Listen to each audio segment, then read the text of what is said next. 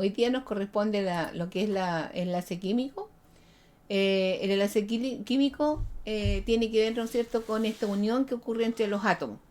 Y esta unión que ocurre entre átomos, para eso hay que entender, ¿no es cierto? Por eso que yo le hacía hincapié en que identifiquen la capa valencia, porque esta unión entre los átomos ocurre entre los electrones más externos, es decir, los electrones de valencia. Son las capas de valencia las que participan del enlace. Los electrones internos no participan del enlace. Entonces, por ejemplo, para el caso de este átomo, tiene 2, 4, 6, 7 electrones de valencia, 7 son los verdes que están en la capa externa, y este otro átomo tiene 1. Y entonces, los átomos siempre se unen para ser más estables. Y entonces, cuando se une con este átomo, ¿cierto?, quedan aquí compartiendo esta pareja de electrones, ¿ya? Pero siempre se hace a través de los electrones de valencia. Lo que se topan son las capas más externas, las capas de valencia. Bueno, que les decía recién, ¿no es cierto?, los átomos se unen justamente para ganar estabilidad.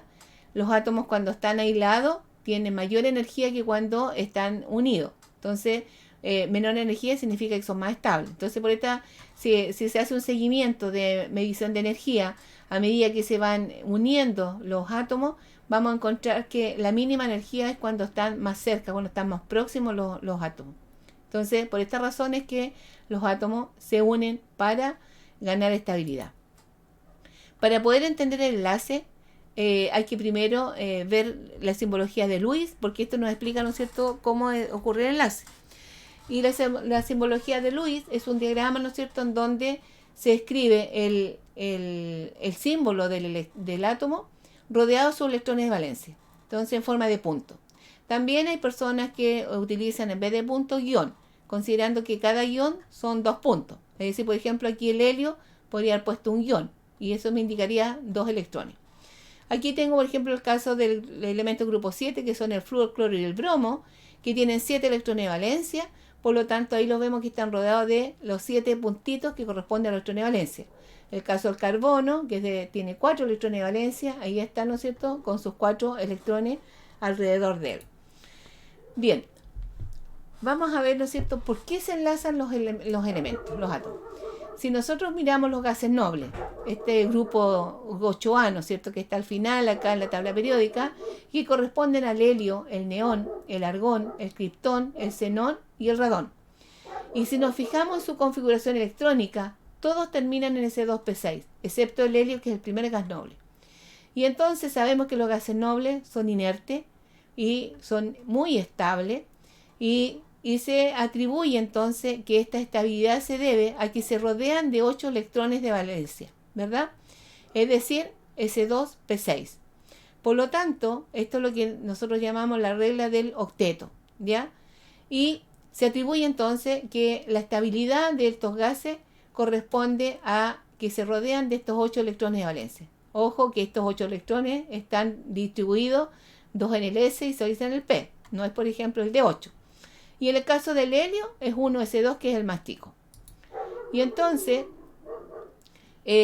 los átomos que cumplen el octeto, porque también hay algunos que no cumplen con esta regla, todas las reglas tienen excepciones, pero los que cumplen con el octeto, lo que hacen es enlazarse a otros átomos, ya sea compartiendo electrones o transfiriendo electrones desde la capa de valencia, para adquirir la configuración del gas noble más cercano, es decir, rodearse de 8 electrones.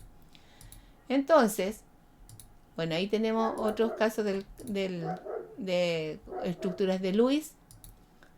Y entonces, ¿qué es lo que van a hacer?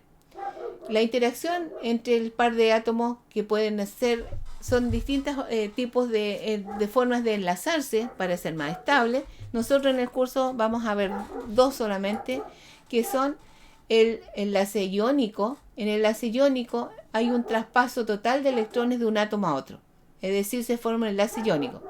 Hay un catión y un anión. Recuerden que el catión es cuando el átomo dona electrones y un anión es cuando recibe electrones.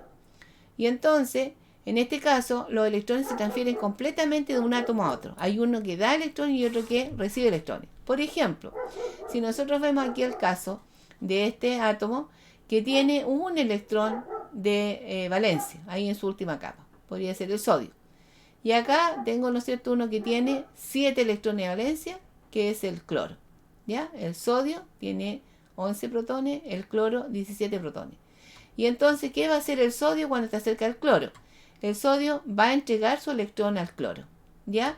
Y entonces, como el sodio le entrega el electrón al cloro, va a formar un catión y el cloro va a formar un anión. Es decir, hay una transferencia de electrón y se forman los iones. Aquí entonces formo un ion positivo porque perdió, ahora ya no tengo el último electrón. Y aquí recibí el electrón, por lo tanto aquí hay una generación de carga negativa, positivo o negativa. Y esta interacción entonces, que es una fuerza electrostática entre los dos iones que se formaron, corresponde al enlace iónico. Es el enlace iónico. ¿Cuándo se forma un enlace iónico? Entre átomos que sean diferentes, distinta electronegatividad. Entonces, por ejemplo, entre un metal y un no metal. Ya entre un metal y no metal voy a formar enlace iónico porque la electronegatividad es distinta y son diferentes. Son como tienen carácter metálico, tienen la capacidad de donar electrones y estos aceptan electrones. Veamos un ejemplo más representativo, el caso del sodio, que tiene esta 11, su configuración, ¿no es cierto?, termina en 3s1. Fíjense que si pierde este electrón, me va a quedar ahora la configuración S2P6, ¿verdad? Por lo tanto, ahí adquiere la configuración de un gas noble. Y eso es lo que hace. Tiene aquí sus electrones y el último electrón, ¿cierto?, sale afuera, el electrón transferido se va y cuando hay un cloro cerca, ¿no es cierto?, toma el electrón y ahí quedan los dos ahí juntos en un enlace iónico. Aquí hay una representación del enlace iónico. El sodio, ¿no es cierto?, le transfiere su electrón al cloro y esto hace, ¿no es cierto?, que se formen los dos iones, positivo, negativo, y esta entonces fuerza electrostática es la que mantiene unido ahí a los dos átomos unidos. Bueno, aquí hay otra representación con perrito, ¿no es cierto?, que es bastante llamativa. Un perrito chico, ¿no es cierto?, y un perro más grande. El perro más grande le quita el hueso y el otro queda al ladito a ver si cae el hueso. ¿Ya? Sería una forma de representarlo. Bien, eso es con respecto al enlace iónico. El enlace iónico entonces cuando hay transferencia total de electrones de un átomo a otro. El caso B corresponde al enlace covalente. El enlace covalente es cuando hay compartición de los electrones de valencia por parte de los átomos que se enlazan. Aquí no hay uno que dé y otro que reciba, sino que comparten pareja de electrones. Entonces, por ejemplo, el hidrógeno tiene un electrón de valencia, el cloro tiene 7. Y entonces, ¿qué es lo que pasa? Que el hidrógeno al unirse con el cloro comparten su pareja de electrones, ¿no es cierto?, y queda ahí unidos los dos, formando el HCl. Y entonces acá, ¿cuándo se forma este enlace covalente? Vimos que el enlace iónico se forma entre átomos totalmente distintos, distinta electronegatividad. En este caso, el enlace ocurre entre átomos que sean similares, es decir, entre dos no metales. Pueden ser similares o iguales. En este caso, por ejemplo, entre el HCl, en el caso de este, son similares, son los dos no metales. Pero podría ser entre dos cloros, que es la molécula de cloro, cloro 2, o entre hidrógeno y hidrógeno, que es la molécula de hidrógeno.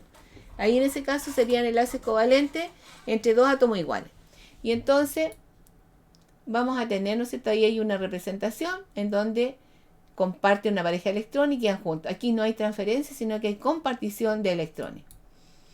Y entonces de los enlaces covalentes tengo dos posibilidades, ¿no es cierto?, que el enlace sea entre dos átomos distintos, distinta electronegatividad, pero dos no metales, y entonces el covalente es polar.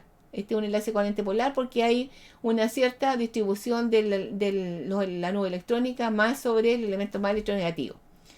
Y que sería representado por estos perritos que están acá. Uno más grande, otro más chico, ¿no es cierto?, quedan ahí, pero este tiene más sujetos de hueso que el de allá. Y el enlace covalente apolar ocurre entre dos átomos que son iguales, que es, por ejemplo, aquí el caso de la molécula de hidrógeno, o lo que está representado aquí en el perrito, la molécula de cloro, ¿ya? En ese caso, entonces, es un enlace covalente polar. Ejemplo, entre el litio y el flúor, ¿forman un compuesto iónico? ¿Por qué?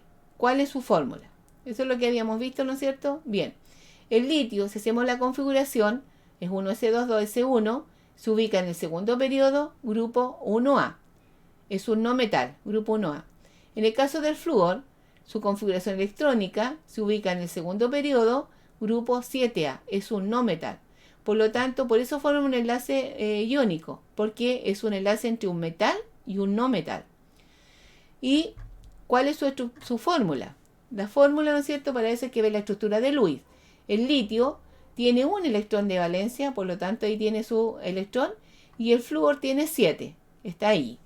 Por lo tanto, cuando se unen, el litio siempre tendrá la tendencia a perder ese electrón y ahí queda la configuración de gas noble, quedaría como 1s2, que sería la configuración del helio.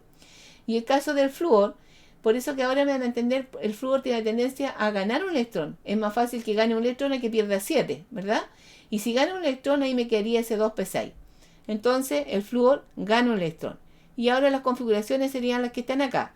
El litio, carga positiva, porque perdió un electrón, el ion litio, y el ion fluoruro ganó un electrón. Por lo tanto, ahora su configuración es p6.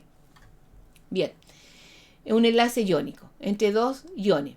Bien, la fórmula, para escribir la fórmula, siempre se escribe primero el positivo. Y aquí el catión es el litio. Litio y luego el negativo. Entonces la fórmula sería LiF.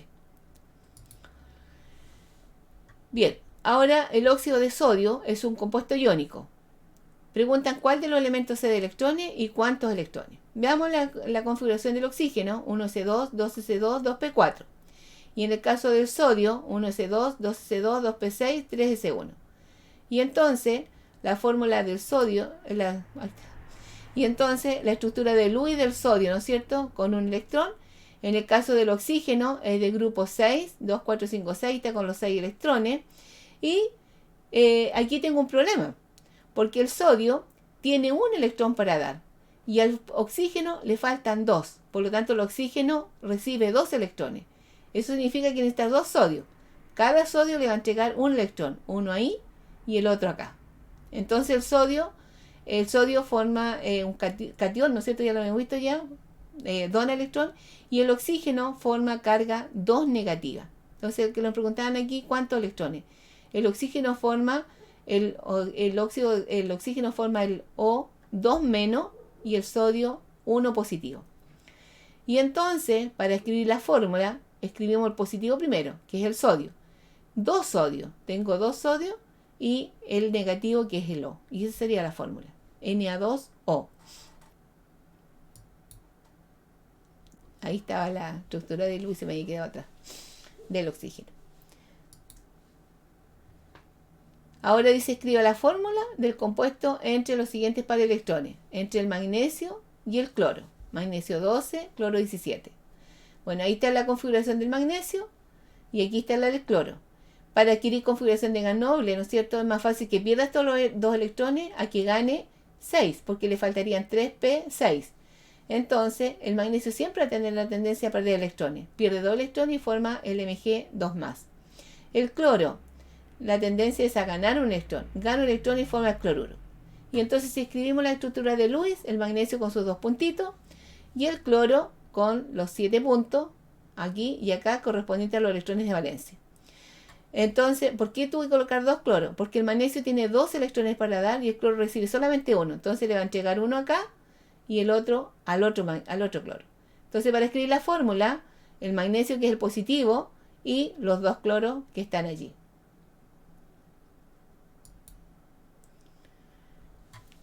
Lo mismo ahora con el berilio y el flúor. Para el caso del berilio y el flúor, ahí está la configuración del berilio, pierde 2 electrones, por lo tanto queda con la configuración, ¿no es cierto?, del helio, 1s2, y forma el ion berilio 2+. En el caso del flúor, tenemos, ¿no es cierto?, el caso de que el flúor gana un electrón y forma el fluoruro. Y entonces se escriben las estructuras de Lewis, el berilio con sus 2 electrones de valencia y el flúor con los 7 electrones de valencia. ¿Por qué 2 flúor? Porque el berilio tiene 2 electrones para dar, entonces le da uno a ese flúor y necesita otro flúor más para entregar el otro electrón. Y entonces para escribir la fórmula será berilio y fluoruro 2, ¿ya? La fórmula ahora entre aluminio y yodo.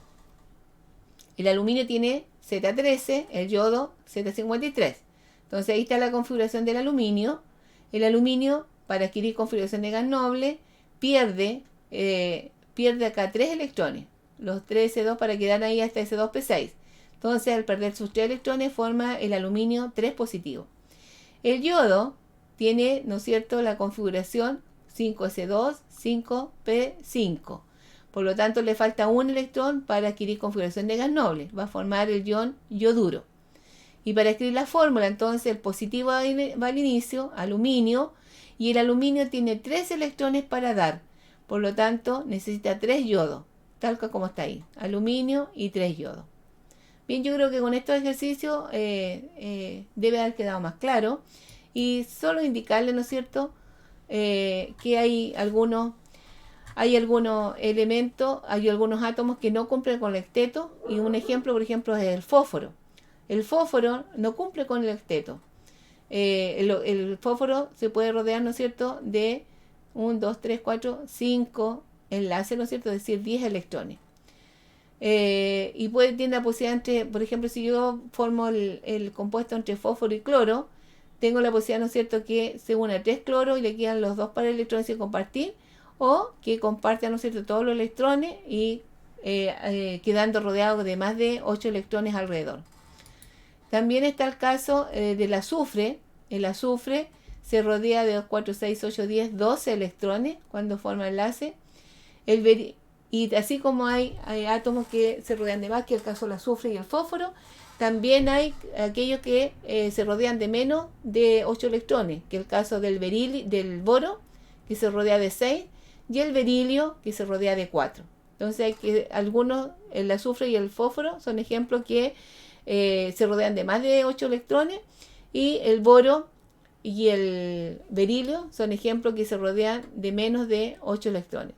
Y también hay casos del nitrógeno, que también es un caso excepcional, que puede quedar con electrones impar. Bien, espero que les haya servido y